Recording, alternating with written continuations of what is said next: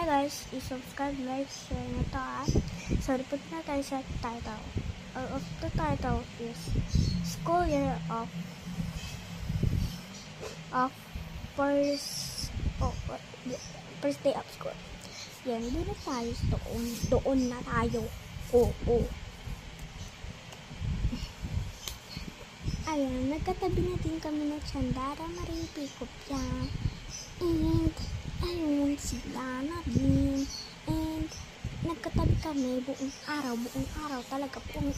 Si Chandara Marie Picopia is lalagay ko dito sa comment section. So, i-search nyo lang. Tapos, kayo dito, alangan. And, si Dana, wala talaga yung account. Ayan.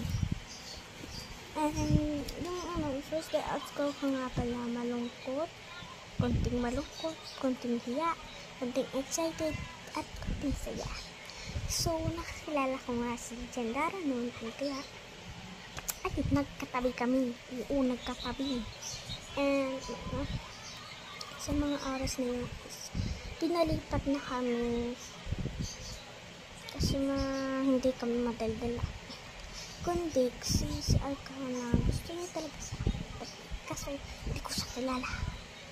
Lagi ko na siya kilala, tapos lagi ko na siya naging BFF, and si Audrey naman pumali sa kanya kasi masyadong magaling si Arcana.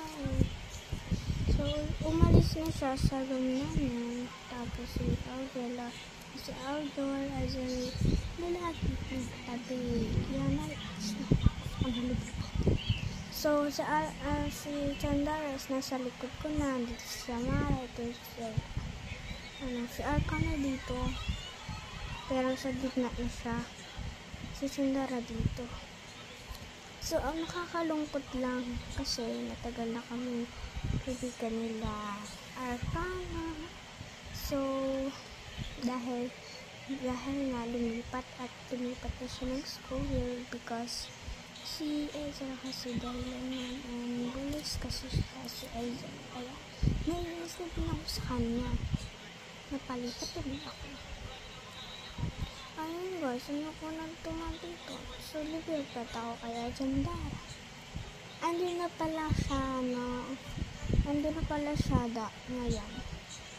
andun sa group to, andun na din ako. So ayoko mapsin. So, I'm scared. Bye-bye guys. Yan lang ang nagtatapos ang aming vlog. Bye!